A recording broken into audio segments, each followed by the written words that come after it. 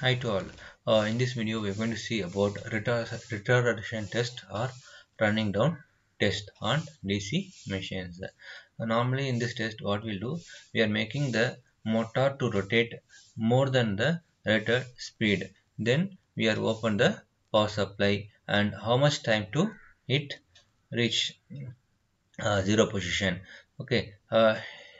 So let's see the retardation test of DC machines. Okay, we are going to discuss the retardation test on DC machine.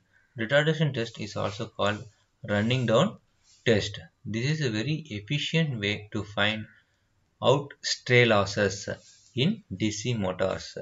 Okay, in this test we get total stray loss, nothing but the combination of mechanical, uh, frictional and windage and iron losses of the machine. Okay, the circuit diagram of retardation test of the machine is shown in the figure. Okay, this one A1, A2 are terminals A1 and A2 are the terminals of the armature. Okay, and F1 and F2 are the terminal of the field coil, and um, here load is connected. Okay, starting resistance will be added here. Here uh, double pole DP DT switch is used. Okay. The procedure for retardation test. The main points in the retardation or running down test is to discuss below. Now start the DC machine. Normally run the machine slightly above the rated speed by adjusting the resistance. By adjusting this resistance, we are this starting resistance. By adjusting this resistance, we are making the motor to run at more than the rated speed, above the rated speed. Okay, after achieving the rated speed, just cut off the power supply to the armature. Okay, the power supply which is feeding to armature will be cut out by this switch. Okay, but keeping the field normally excited. The separately excited, the field will be normally excited for the motor. Okay, now wait for some time to fall down to half speed below the rated speed. Then using the tachometer, note down the values of speed in rpm and time in second. The armature consequently slows down, and the amount of kinetic energy present in the armature is used to supply the rotational or stray losses. Okay, which includes iron, friction and windage losses.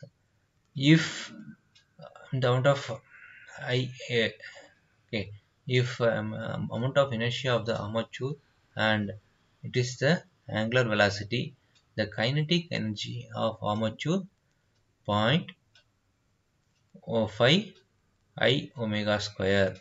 The rotational losses, W is equal to rate of change of kinetic energy.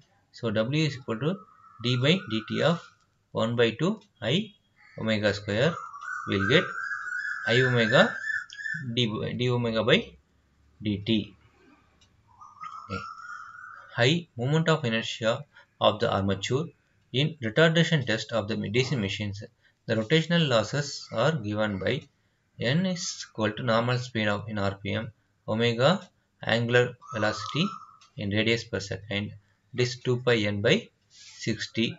So rotational losses W is equal to rate of loss in kinetic energy of armature, or W is equal to d by dt of 1 by 2 I omega square. So we'll get I omega d omega by dt.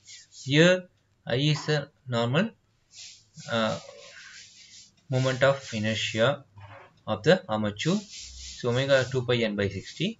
We substitute the values, we'll get W is equal to 1 multiplied with I multiplied with 2 pi n by 60 d by dt of 2 pi n by 60, that is equal to 2 pi by 60. So W is equal to 0.011 IN dN by dt.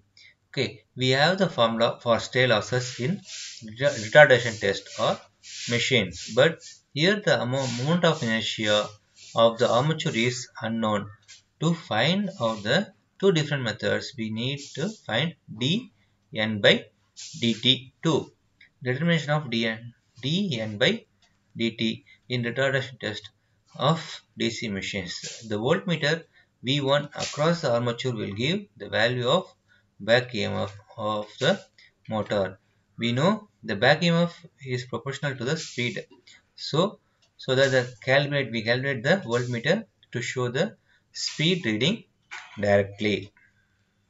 So uh, okay, when the motor is cut off from supply, the speed decreases in speed is noted with the help of stopwatch. You can observe the curve drawn between calibrated values of the time and speed. At any point C corresponding to normal speed. This is the normal speed. Okay, a tangent AB drawn, then the value obtained from the below can be substituted in the expression for W, which can be rotational losses. Method of finding the moment of inertia in retardation test using flywheel, without using flywheel. Using flywheel in retardation test. In this method, we use the flywheel whose moment of inertia is I1 to find the value. In the first case, retardation test is uh, performed with armature alone, and dN by dt1 is determined. In next case, the flywheel is employed on the shaft. Change in speed dN by dt2 is noted. Addition of flywheel will not materially affect the rotational losses. For the first case, W is equal to 0.011 IN dN by dt1. For the second case, W is equal to 0.011 plus multiplied with 1 plus I1 multiplied by N dN by dt2. So, therefore, 0.011 IN dN by dt1 is equal to these two things are left hands are equal. So, we can make these two are equal. Okay. So, if you simplify this one, we'll get I is equal to I1 multiply with T2 minus T1 by T1. Since the value of I1 and T1 and T2 are known, the moment of inertia I of the armature can be determined. Without flying wheel in retardation test, the second method, here without using the flywheel, I am eliminated from the expressions as the expression. First retardation test is performed by armature alone. Rotation losses are given. W is equal to 0.011 dN by dt.